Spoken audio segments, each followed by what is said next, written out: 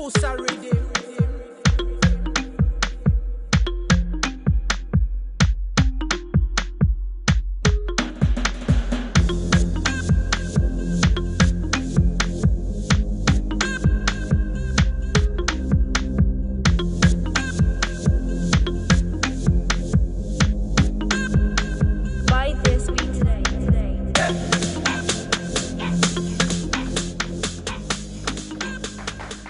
Thank you so much. It's Sunday once again. Good evening and welcome to Costa's The Other Side. Well, like we always say on this program, we bring to you the public figures and personalities that you know from a different realm, yet we get to find out more about their personal life and the things you thought you knew, yet we get to the other side. Before we start, like we always do, let's get into my thoughts or quotes of the week. This one comes from a gentleman called Eric Thomas, and it says, "You cannot be a diamond, or you cannot shine bright like a diamond if you're not ready to be cut for it. You cannot shine bright like a diamond if you are not ready to be cut like one." The other says, "Some of us in life are like a 10-speed bike. We move so fast, yet we have gears that we do not use." It's simply talking about the aspect that we've been given ability, really, to do so many things in life. We have the potential, but yet we don't utilize it and maximize it to the fullest. Just like a diamond can never be won unless it is cut and polished. My name is Costa Mwansa and welcome to this show. My first guest on the program this evening is one that I would describe with having a good background in academics. He's amongst the wisest people that I've come across so far. A family man, a humble man whose qualifications are absolutely humbling. He's a Rhodes Scholar, has a PhD in Management Studies from the University of Oxford, and obviously graduated at the University of Zambia earlier on, before some of us were born with a distinction. And ladies and gentlemen, allow me as I welcome my first guest on the show tonight, who is also the Honourable Member of Parliament for Chembe constituency in Luapula Province, Honourable Sebastian Kopulande. Ladies and gentlemen, big hand. Welcome to the program. Thank you, Costa. And thank you so much for coming through. Thank you for having me. I must first of all begin by extending condolences to the family of the National Assembly.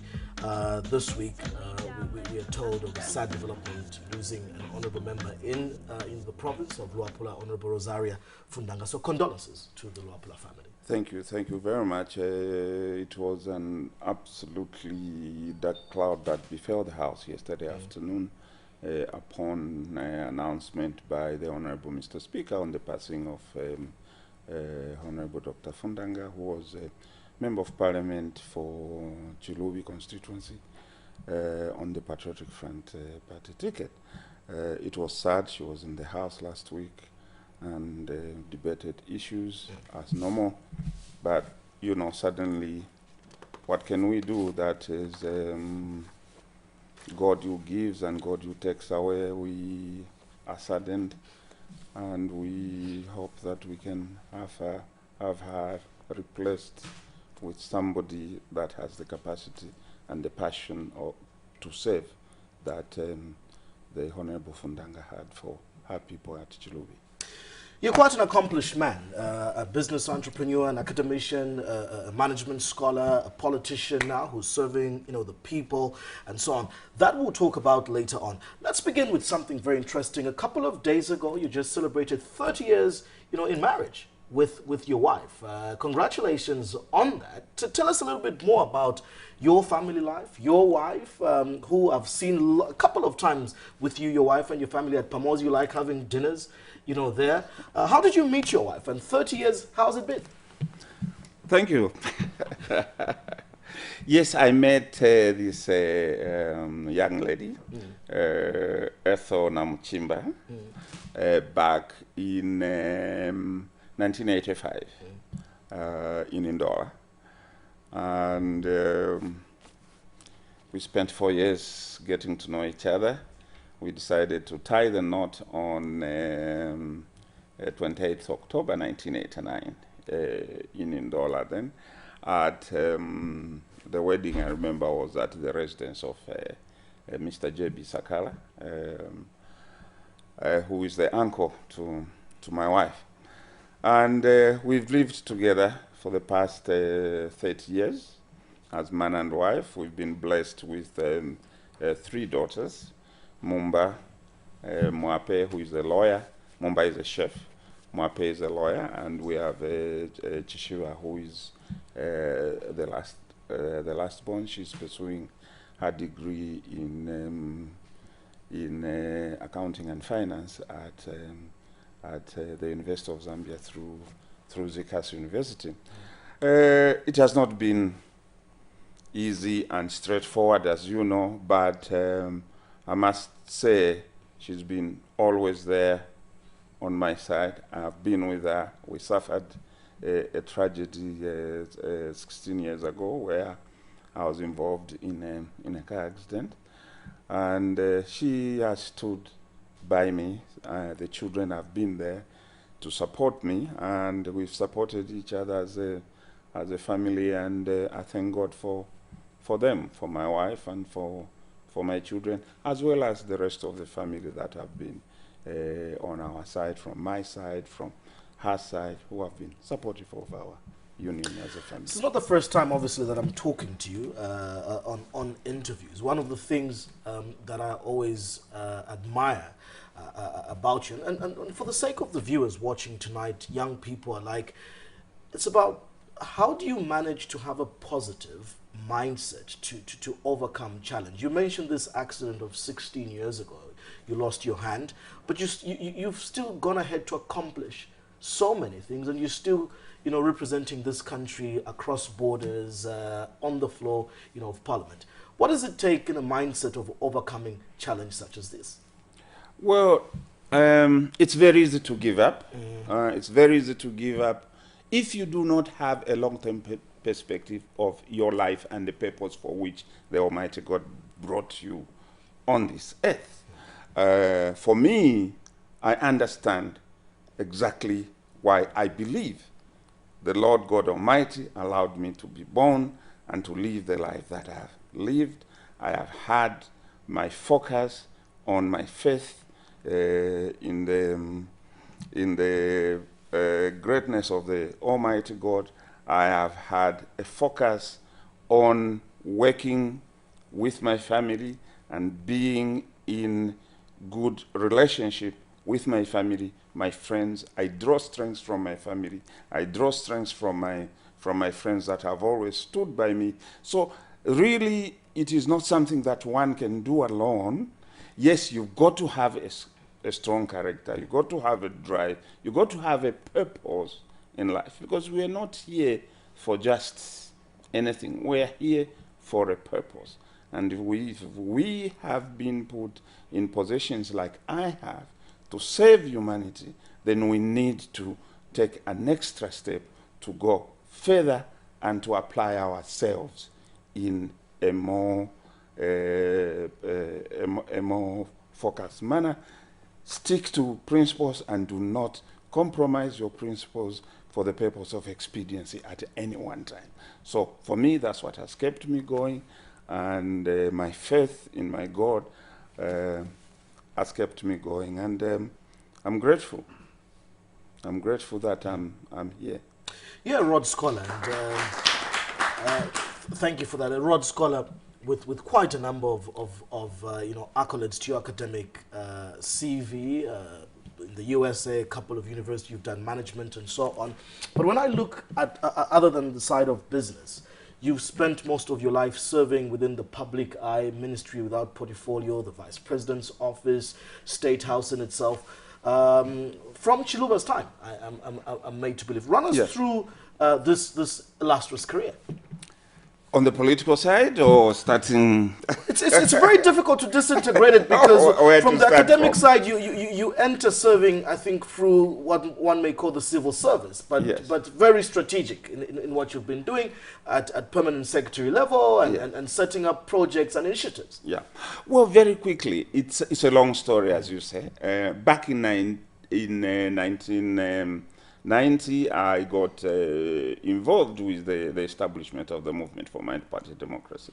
I was running my business in Ndola then.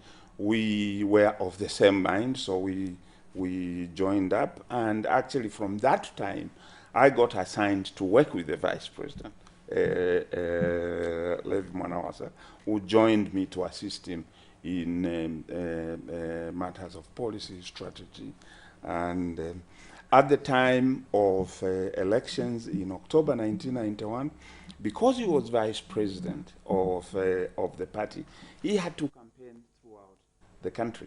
So, but at that time, a vice president had to run as a member of parliament. So he appointed me as his campaign manager for Chifubu constituency, where he was a candidate. So basically, he was campaigning all over the country, but I was the Levi Mwanawasa of Chifubu constituency because I ran the campaign and I was there full time. So after winning the elections on 31st October, President Chiluba appointed his first cabinet on 7th November 1991. And I must proudly say that I was the first civil servant that President Chiluba appointed alongside his first cabinet on 7th November. What happened to Cedric Steele? Is it still around? Well, Cedric Steele, after becoming a member of parliament, it became very difficult for me to run both my constituency obligations as well as running the business obligations. So what I did was I packed the machines, I've packed them away. We should be back on the in production early next year. Was correct me if I'm wrong, but was before Cedric there was Shonga? That was. Shonga was a totally different company. Yeah, it was Shonga Steel. Yeah, it was a totally different company. Before we take a break, I just want to wrap up on this business enterprise side. You've got Zitic with an office on Mutenda Road in Woodlands, SMEs and obviously representation for import and export. Then there's the Zambia-China business side. I know that every year you're taking Zambian businessmen houses into China. Briefly just summarize this that you do on the business front. Yeah, I established the Zambian International Trade and Investment Center, ZITIC. This was because after many years of developing policy, initiating policy, by the way, I wrote a lot of policy relating to economic management, relating to industrial development. I found that the investment side of it still remained with a challenge. And the challenge that was there was that the nature of business is such that it cannot be fully facilitated by government institutions, because the nature of government, its configuration, is such that it has efficiency challenges. Now, the investor wants efficiency. You have a situation where an investor flies in. He has only 2-3 days in Zambia. He goes to this office and they say, come tomorrow or come next week. No, so-and-so PS is not there. Director so-and-so is not there. So there was a problem there as to who would run the last mile. So hence, in response to that, I set up ZITIC so that ZITIC can now be the hand holder of the investor and be able to represent the investor when they are away doing whatever, back to their country. They give us the mandate. We do the running around. We know which door to knock on. We know when they say come tomorrow, because we are here, we can come tomorrow or we can come next week. So that is what I did. Now, along the way, I found that as a way, the main challenge that we have as a country in stimulating industrial productivity, value addition to our raw materials, was the lack of appropriate technology. So when I went to China in 2004 and attended the Canton Fair, I found a lot of what I considered was appropriate technology that could help value addition in our country so that we can create more jobs. We then set up with my colleague Elias Mpondela, late Chancellor Chipiri from Kitwe Gilbert Mashikolo, we set up what was called the Zambia-China Business Association. The purpose of that was to create an avenue for the exposure of Zambian entrepreneurs to the technology available in the People's Republic of China.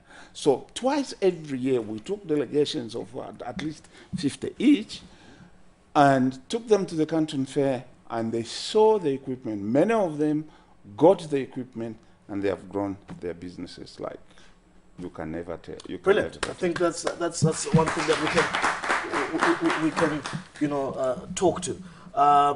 You're still watching Costa's The Other Side. My guest is Honourable Sebastian Kopulande, his Member of Parliament for Chembe constituency. Right after this break, we'll be talking more about his interventions within the constituency. Quite a vast one, and obviously the bill he's just recently pushed on the aspect of distribution of menstrual pads for school-going children across the country. Let's take a break and be right back shortly.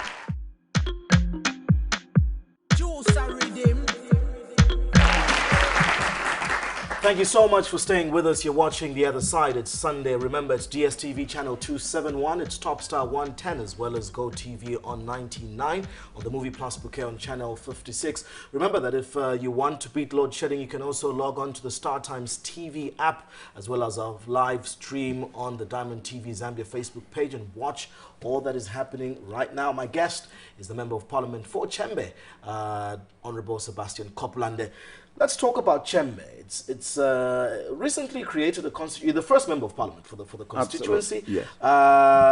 Quite vast, and in so many places, no phone network. To get to some of these places, you can't get by road. You need to go by boat. Tell me more about this constituency. Yes, Chembe constituency is a constituency that was created by a presidential declaration on 5th May 2012 by late President Michael Chilufya Sata. He hived off a section of Mwansa Central constituency and created Chembe constituency. That was a game changer for the people of Chembe. That was the beginning of getting government close to the people of Chembe. Because over the years, Chembe has always been an appendage of either Milenge, where it was before, and then moved from Milenge to Mwansa Central, and it's always been an appendage, and has not had a focus on its own developmental needs. So when that was done, it was good. I applied to stand as Member of Parliament, and I was adopted by the Patriotic Front, and I stood as Member of Parliament. Thank God we are here today, a Member of Parliament. We have had challenges as a new constituency. There was no infrastructure. For instance, like you have said, telecommunications was poor, but I'm proud to say, since I became Member of Parliament, Chembe, almost every corner of Chembe is now reachable. So you no longer need to go into an anthill to speak to somebody or use the famous Wapula technology, we're told. No. No, that doesn't work anymore. Not in this time. For those that of course, there are certain people today that believe. For those that may not be aware of the Wapula technology, let me take advantage that you're here as Member of Parliament. Is it true, really, that traditional leaders in Wapula even tell the aviation people, today you can't fly because we're working on the airspace, fly tomorrow? No, of course, that's not true. I mean, that's created by certain people that just want to make fun of us. I mean, it must be people from Chipata, of course. who else should I blame if not them? So, yeah. But things are improving in Chengi. You also yes, things are. are improving. We are now having our own district hospital being built. It's now almost 95% complete. We've got our own telecommunication towers. We've got maternity wards. We have a theater at the hospital. We have built under CDF a lot of classroom blocks for our children. We are doing electrification. We've moved the electricity from Chembe itself through to Kasomaloela, and we have entered Milenge. We're fixing the roads, the feeder roads. So quite a lot is happening there. A few years back, I know you hinted to me that because of the poor infrastructure, especially telecoms, you also had passion to want to set up a radio station in Chembe. Is that project still alive or on the books? I know you are passionate also for taking this type of deal. Is the radio project alive?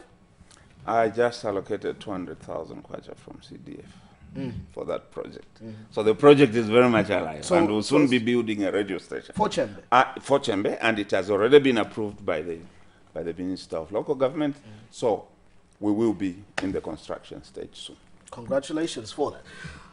One of the things you've actively been involved in the last 2 years of Parliament is that you've set up some NGO in Chembe. Yes. But in particular, you're so passionate about the girl child. So you're looking at early marriage for the girl child. Yes. You're also looking at ensuring that the girl child is in school. Right. But in particular, it's the motion that was highly supported unanimously in the House of the free distribution of menstrual pads for the girl child. Tell us more about this passion and why you believe that this cause is very important. Yes. For many years we've been talking about the question of gender equality. We've had a lot of women organizations. We have had the gender ministry and a lot of issues around that. But I have not seen any initiative that has touched one of the major impediments to the girl child advancement vis-a-vis education. Now, during my campaign in 2016, I used to go to every school and met the headmaster, and in every classroom there was the enrollment sheet on the wall. And I saw that from grade 1 to grade 4, grade 5, there were always more girls in class than boys. After grade 5, grade 6, the numbers started changing. And at the end, it was just the exact opposite.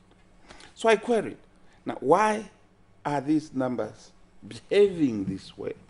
Because numbers don't just behave in a particular way. There's a reason that numbers would behave in a particular way.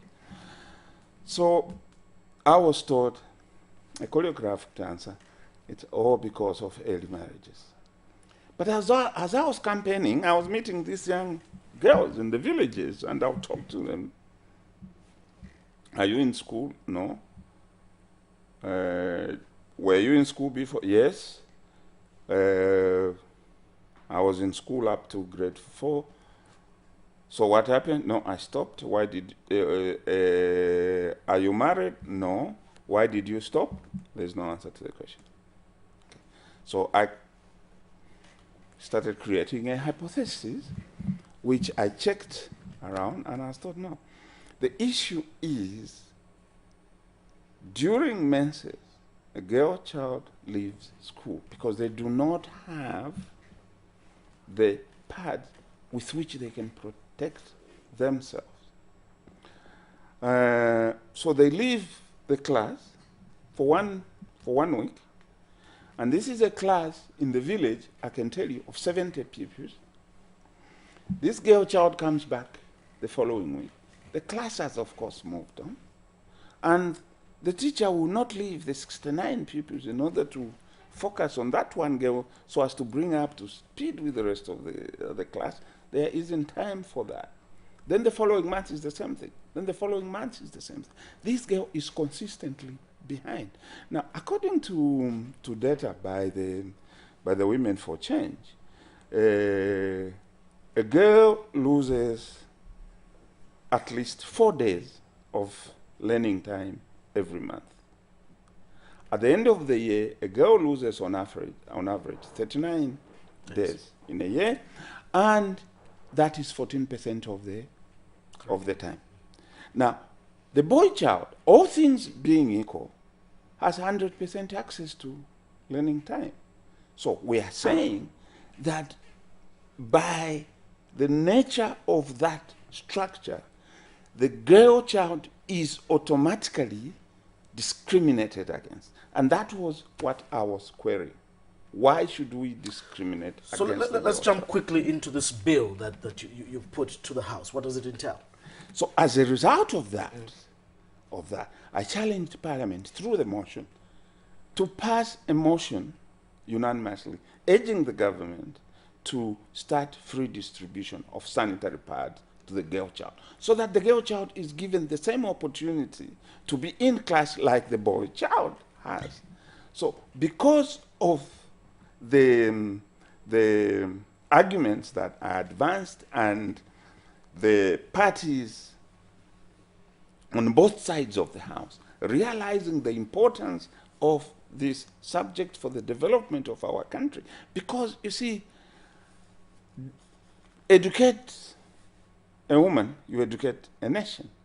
And an educated woman is assertive, she is self-confident, and she will play her role meaningfully as an agent of development, both in our community and in the country. But so far we have allowed a system that has discriminated against women. So the motion was passed. Now the motion was not only on the distribution of sanitary pads, yes, that was the major drive, but also provided facilities for the effective and safe management of menstruation at that time. There had to be proper sanitation facilities, toilets, washing places, changing places, and where the girl can safely, with dignity, be able to manage her menses. By the way, this has been a sensitive issue. On 11th September, a 14-year-old girl in Kenya hung herself because she soiled her dress, and the class was laughing at her. The embarrassment, she went and took her life. So my question to Parliament was, how long are we going to wait? So has this been enacted into law yet? Not yet, but we are waiting for, and one proposal in the motion was to amend the Education Act so that the provision of free sanitary pads to the rural girl is mandatory on the Commendable job, a big hand, ladies and gentlemen, for that, and obviously support for the girl child. We only have 3 minutes to go before we wrap up this interview, so I take this time to get to know my guests much deeper, because we call the show The Other Side. Illustrious career you've had, served presidents, written speeches. By the way, you took a cherry bite at the MMD presidency. Are you still ambitious to still be president of this country? Yes, I did. That was 2008, after the passing of President Levi Mwanawasa. I'll tell you why I did that, maybe. I've been part of the key policy machinery of MMD. But you still have that ambition? I'm focusing on being Member of Parliament for Chembe. For that. I'll have to get into a few questions that I'll always ask. So, are you a music lover? If so, what type of music does Sebastian Kopulande listen to? I love gospel music. You find this interesting, but I like reggae. You love reggae? I love reggae. So who's your favorite time reggae star? Bob Marley, Peter Tosh? Bob Marley, Peter Tosh, Lucky Dube, getting closer to home.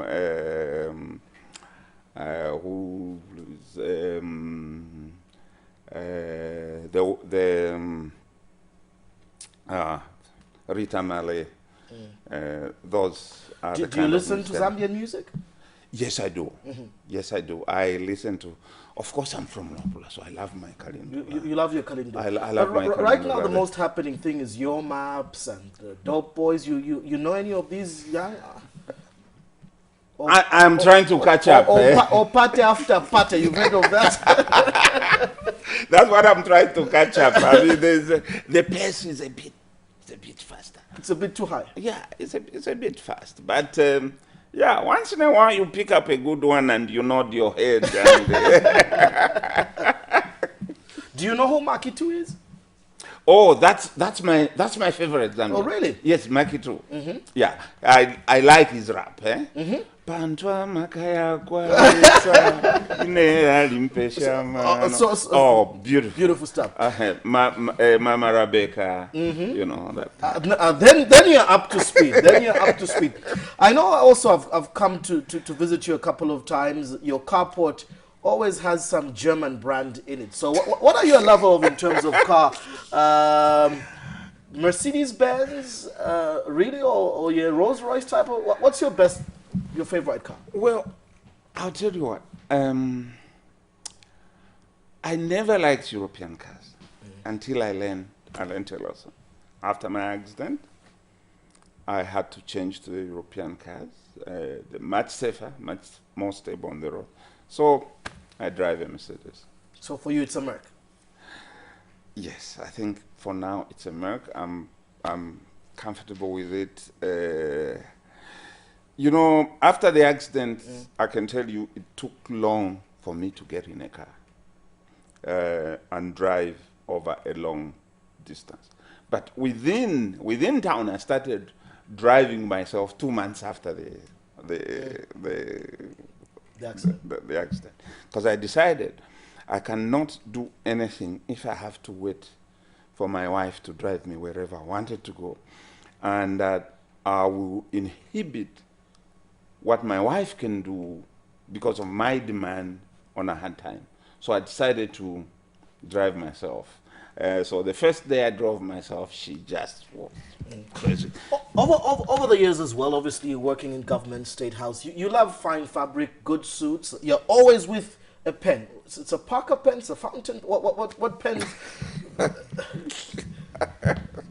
You see, I'm a public servant, and one rule, one teaching that we got from Mr. Mbula, I remember, is that as a civil servant, you can never be found without a pen. Because the need for you to write may arise where you least expect. So always carry a pen with you. So I will always have my pen on me. Let me see this pen. Very, very, very. Like I said, I've known you over the years. This is not a cheap pen. So never walk around with a pen, but an expensive pen. Not necessarily. as long as it can write. As long as the pen. But yours complements the suit. It's part of the. On a good day, what do you go for? A single malt or a nice red wine? I enjoy a single malt. But mostly I'm a lager person. If I want to take a beer, if I want to take a drink, I take a window lager. That's my weakness. Otherwise, a good whiskey. I don't like double black. I'm comfortable with black label. Otherwise, a single malt, Glenfiddich, whatever, I'm fine. But generally, I love reading. Love reading. Interesting. And that's what we promote on this show. Lastly, you've accomplished so much. If you had to be taken away by the Lord today, where in Zambia do you love the most that you'd love to be put to rest as part of your favorite places? And what would you love to be remembered for? Well, if I have to be put somewhere to rest, I'll let my family decide. But it will be either two places. They will have only two places to choose from. Either here in Lusaka, simply because it will be convenient for them to visit if they have to, or take me back home to Chembe, to my roots. So one of those two. What was the other question? How would you love to be remembered? Like somebody that tried their best to make a difference to this country, but probably never got every opportunity that they could to put in the best. That can be part of the frustration of life. You think you can do more for your country. You feel you've got the drive, you've got the knowledge, you've got the experience, but there isn't space given. Of course, space will never be given. You've got to fight for it, but you can only fight. But you tried your best. Yeah, you can only fight to an extent, to a certain point. Honourable Kopulande, thank you so much for coming through. And ladies and gentlemen, Member of Parliament for Chembe, accomplished, politician, civil servant, and businessman. This is Costa's The Other Side. After the break, we get to talk health and miracle issues. It's been almost a year or a year plus since the UTH and Zambia conducted its very first kidney transplant. And joining me after this break is one of those survivors, if one can say so. There were two brothers, the Kaweshi brothers. One was a donor, the other was a recipient of that particular kidney. We'll be catching up with Dr. Job Kaweshi, who I believe was the recipient of the kidney from the brother. And let's find out how he's coping 1 year after this particular landmark operation, the first of its kind in Zambia. This is The Other Side. We'll be back shortly.